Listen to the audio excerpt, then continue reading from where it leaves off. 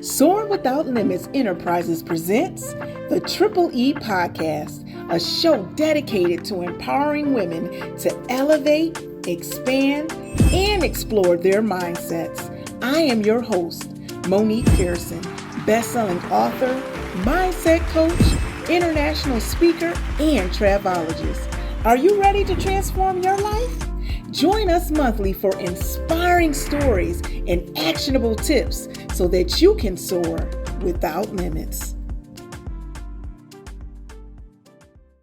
Well, hello, everyone. I am your host, Monique Pearson, and I would like to welcome you to the Triple E Podcast, where we assist women to elevate, expand, and explore their mindsets mentally, spiritually, as well as financially with our awesome guests.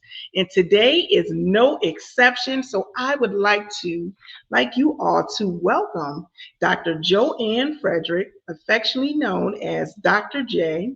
She is a trailblazing mental health advocate, an educator, as well as a philanthropist. She's the CEO and lead consultant of JFL and Associates Counseling Services. She is committed to empowering individuals and couples to thrive in their personal relationships. As a licensed therapist, serving the DMV area, Dr. J specializes in addressing mental health challenges with compassion as well as expertise. She also serves as an associate professor and co-chair at George Mason University, where she trains and inspires the next generation of counselors. Beyond her professional roles, Dr. J also has and leads a 501c nonprofit organization dedicated to bringing mental health services to faith-based communities. She is the author of Copology, an anthology that explores the intersection of spirituality and resilience in overcoming life's challenges. Her impactful work has been featured on ABC7, Allure, as well as Forbes Health. Her roots are proudly rooted in Trinidadian American heritage. Dr. J was raised in Brooklyn and is the mother of three children and a beloved Yorkie. She lives by the empowering motto, "Let's talk," a call to break barriers and foster open conversations about mental health. So without further ado, let us bring and welcome Dr. J to the stage. Hi. Hey, Dr. J, look at you with your crown and sash on. Welcome, welcome, welcome. Thank you. We are so happy to have you. So I know everyone is thinking, so I'm going to just go out there with that first. What is it with the sash and the crown? Go ahead and enlighten our readers as to what that represents. Yes, well, thank you for having me and thank you for that question. So I am currently Miss Prince George's County and I'm a contestant running for Miss Corporate America, Maryland. And so my sash represents that, the crown, we are all queens. So I have my crown already. And this competition is actually March 22nd, which is in about 3 weeks from today. Oh, wow. And for those who may be interested in attending or getting more information, would you be able to share where they can find those resources? I sure can. I could actually put that in writing too to make it easy, but it's definitely Miss Corporate America, Maryland. That's the website. And you can get tickets. Someone can sponsor, put in ads. Anyone can sponsor me. Oh, that would be great. And I also have a GoFundMe account if anybody kind of want to donate to help set off the cost of, this journey that I'm on. But in the meantime, the main thing is that I am educating people on mental health awareness, faith and mental health, how that works. Oh, wonderful. So we'll be sure to add in the show notes all of the information that Dr. J has just shared for those who are looking to assist and be a sponsor or assist Dr. J in her fundraising efforts. So Dr. J, since we're on the topic, what inspired you to step into this role and partner with Miss Corporate America, and how does this align with your mission as well as mental health advocacy. Yes, definitely. So I was literally raised and grew up in a beauty salon in Brooklyn. My parents owned a beauty salon in New York from the 80s up until 2020. And so my life has been about hair, makeup, fashion, clothes, all of that. And so I Mm-hmm. always like to look good, but at the same time, I was big into education, going to school. And as a mother, I encourage my kids to stay in school.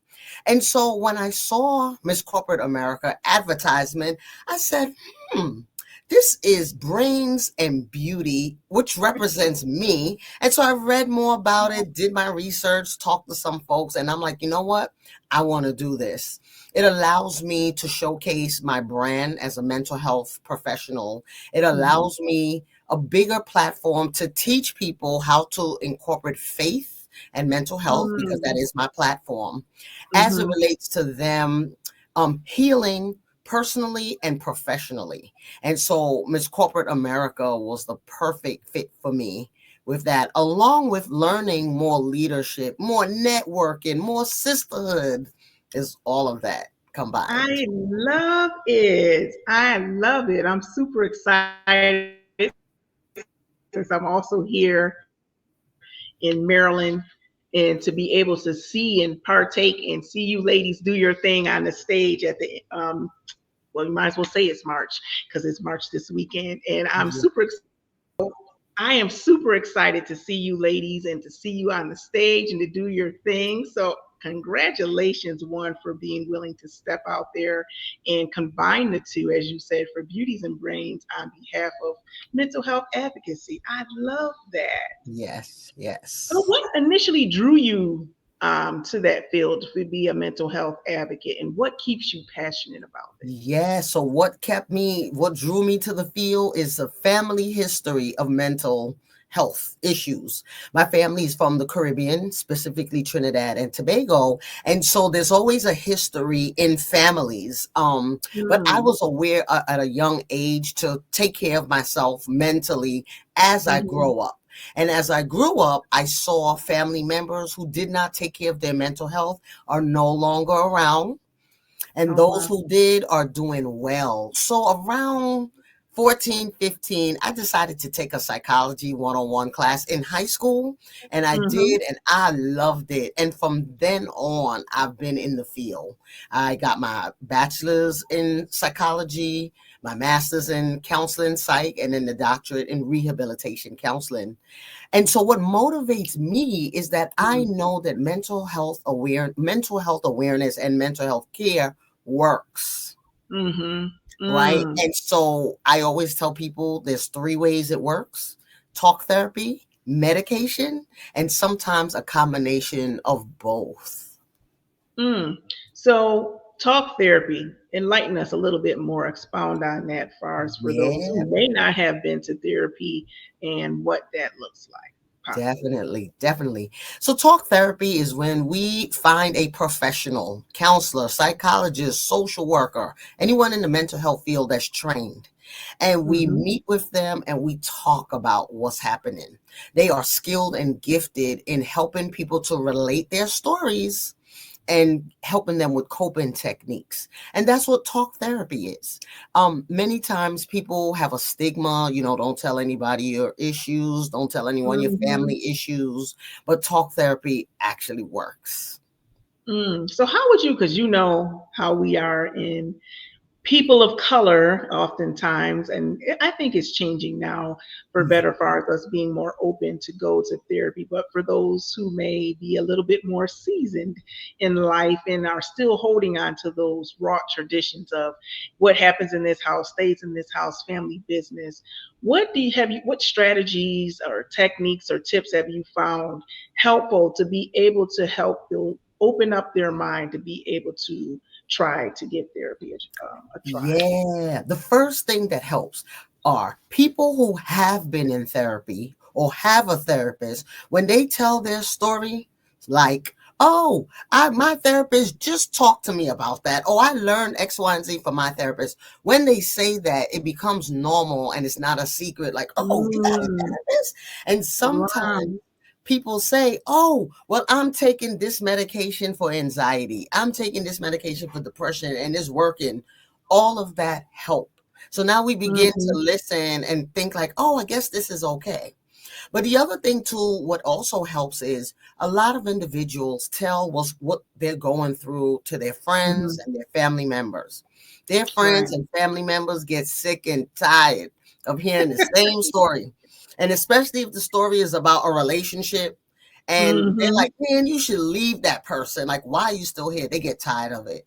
And so Right. all of that is why it's good for someone to seek the professional help because they're trained to be non-judgmental, keep everything Mhm. private and confidential.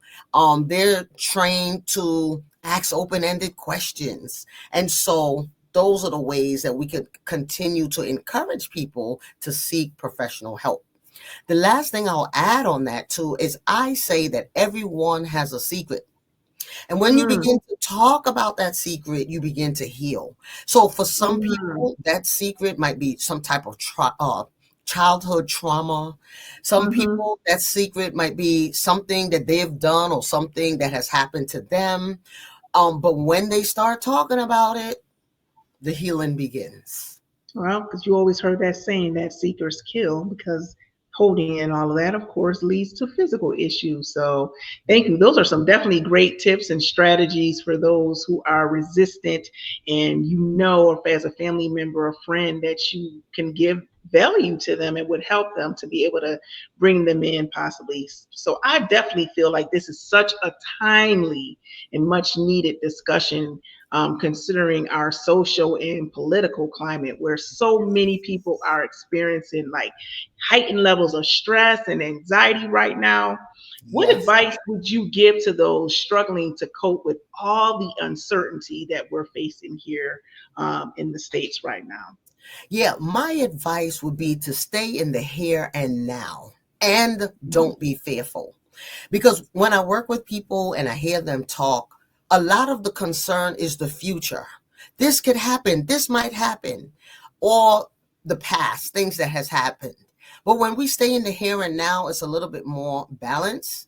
And then this fear and anxiety relates. You know, a lot is happening that makes us fearful of all kinds of things. What if Mhm. there's war? What if, I lose my job? And in some cases, some people have lost their job. And so that fear and that anxiety. And so my advice would be don't be afraid.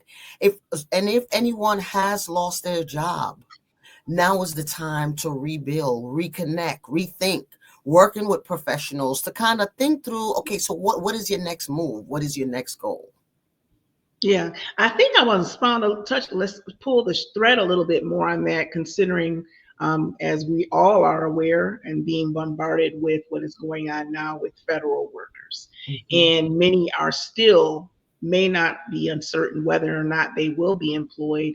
And for many of them, unfortunately, they have such unique niches, in their area of expertise where it may not be as easy for them to find future employment. So, what type of mental health coping strategies would you suggest for those who may fall into those categories? Yeah, well, the first thing is I would recommend them talking, particularly to a professional, about their concerns, their fears, what's going on, because many people aren't really talking about what's happening besides, what they're seeing on the news or what they're hearing that Hmm. their agency may be going through, but they're not getting the opportunity to say, "Hey, look, I am scared.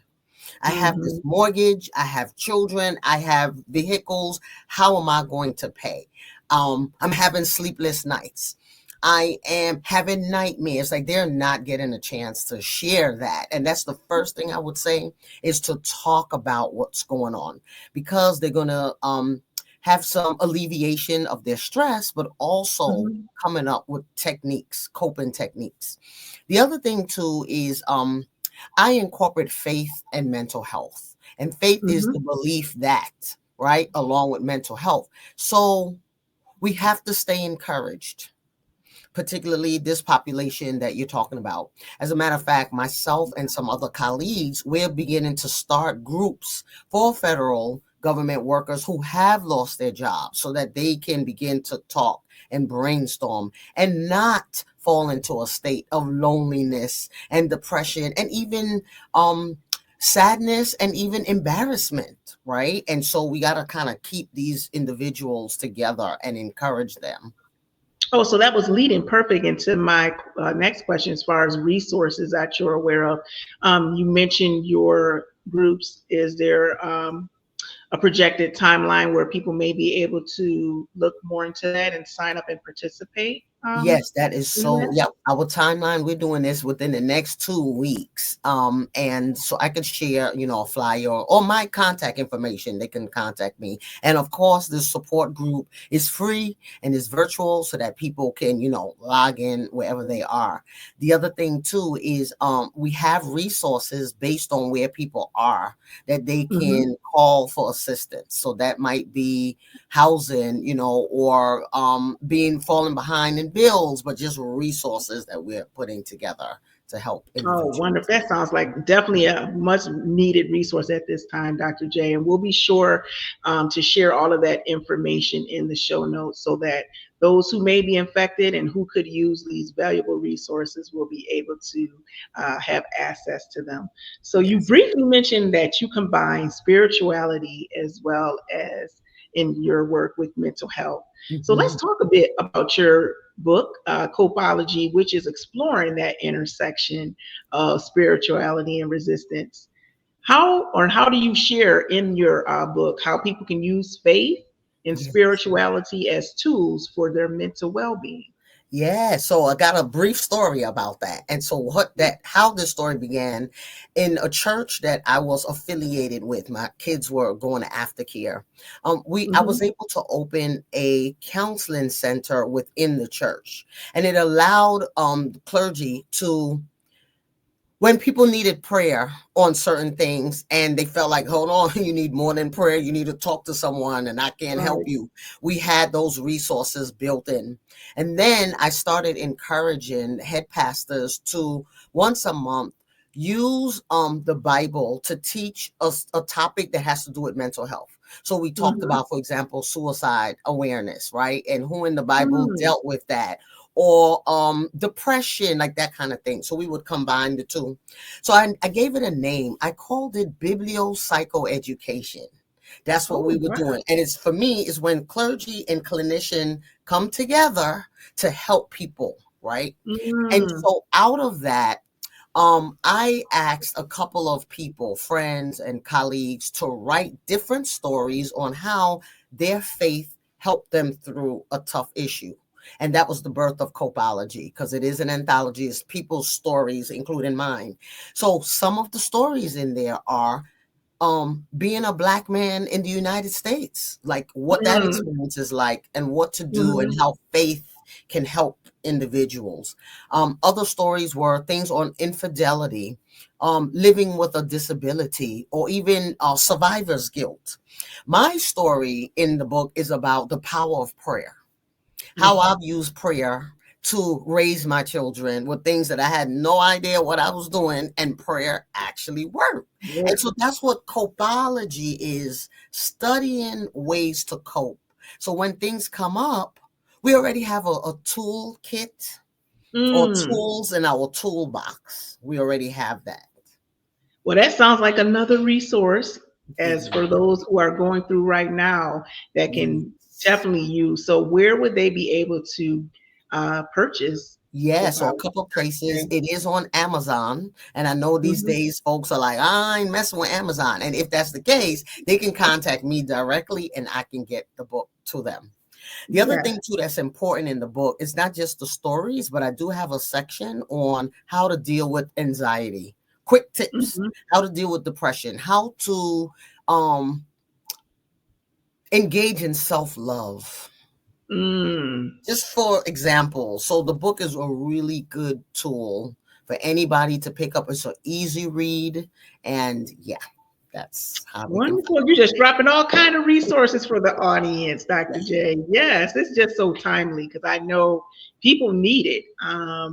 Being around a lot of federal employees, just feeling that anxiety, that heaviness, that fear, it is spreads across beyond just federal employees. This goes across far as the nation. So Yeah. I'm definitely thankful on their behalf that you're giving such great resources that they may be able to capitalize now. So, Yes. since we're talking about sharing stories, I would like for you to share with the audience a time when mental resilience has helped you overcome a significant challenge in your life. Oh, yeah. One that I can think of, and maybe the first that I could think of, was getting married at a young age and having a kid at a young age, and then experiencing the breakup of the relationship, which turned into Hmm. divorce.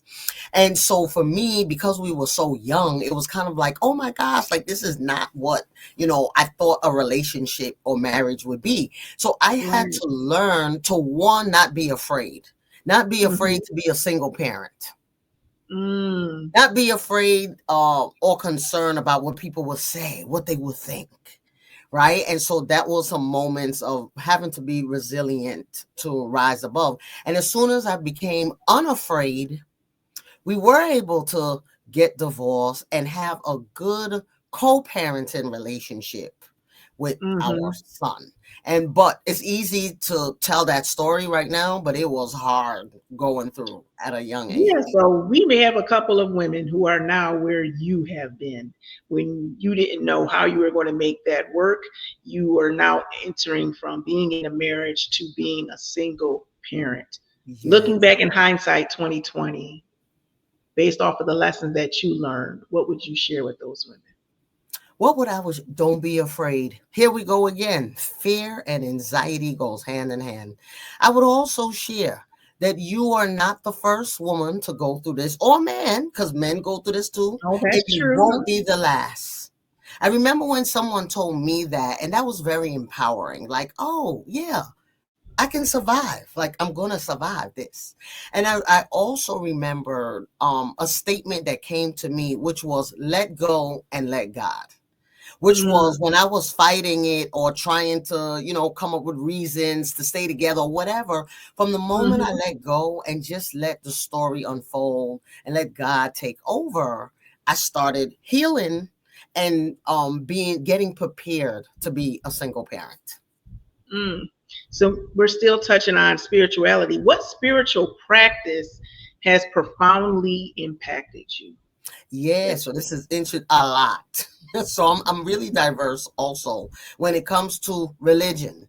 Thus, I talk about faith and spirituality because everyone have spirituality. We just practice it in different ways. So what has mhm, been influential for me, I grew up in a West Indian, Trinidadian, Pentecostal household. So if you know anything about Pentecostal, which I just kind of learned more as I got older, we would be in church on a Sunday. Church was probably from 9 a.m. to 3 p.m. Now we wouldn't stay there okay. that long, but it was long. Um, Mhm. I remember family members, especially my mom. Yeah, ma, I'm talking about you, and I know you're gonna watch this video. He would catch the spirit, the Holy Ghost. She would fall out, and it was a long thing every Sunday. And my dad and my brother and I would look at each other like, "Here we go again." So it was all of that. As a Pentecostal, they would dress a certain way, but we were more Yeah. liberal because my mom was this beautician, so she was about her hair, clothes, and makeup. You're not going to change that. Um, and so that was the upbringing on a Sunday. Mhm. However, I went to Catholic school Monday through Mm, Friday, and I went to right. mass on Wednesdays. So eventually, I'm like, okay, this is these are two opposite because Catholicism, mass, we were quiet, we listened, it was very reflective. It was the opposite of Pentecostal. Oh, Yeah. let It's me like, talk about something else with Pentecostal. As I said, a Trinidadian Pentecostal church. So we listened, the gospel music was reggae and calypso, but it was oh, gospel. And everybody, what? dancing, doing their Yo, thing, they they was getting climbing, it. okay? But mass on Wednesdays was not like that. It was reflective, it was Mm, quiet, it was. So I started questioning, which is the right one? Like, what? Wow. I remember asking my grandmother, who's deceased, and she would say, she never said which one was right. So I realized that there's no right or wrong. It's what people prefer. Mhm. Religion is also a way to live. It's a guideline to live in a healthy way. So I started focusing more on spirituality and not the religion. And so Mhm. now, though, as an adult, I do go to a Baptist church. But when I feel like serenity and peace and quiet, I will go to a Catholic mass. And I have gone to mosque. I've been to synagogue. One of the things I teach a multicultural class at the university I work at, and we talk about all of the religions. And so Mm. that's where I am today. But I nurture my spirituality going to church on a Sunday. Oh, well, that is a great story. That just the contrast, because I'm familiar growing up in the church myself, and seeing that, I know, far as for Catholics, and that's where my grandmother was, whereas we were Methodists, and the time difference too. Church in and out in the hour, Catholic Church, us, as you said, is a marathon. So that is such a unique spin, and how that is expounded, and you've been able to embrace other forms of religion and ultimately connect that in spirituality. So that is a good way of looking at it. And Definitely. so as we're coming to the end of our time, Mhm. what are some of your biggest, or possibly who are some of your biggest inspirations and why? Ooh, two people come to mind. One in particular, two. My dad is the first person who come to mind, and my mom. Hmm. They come to mind because they migrated to the United States when they were in their 20s, and they knew no one here, maybe one or two family members, but because of that, they embraced and taught us the importance of community and family. And family doesn't Hmm. always have to be blood related. It is the people who you work with, bond with, and everybody help each other.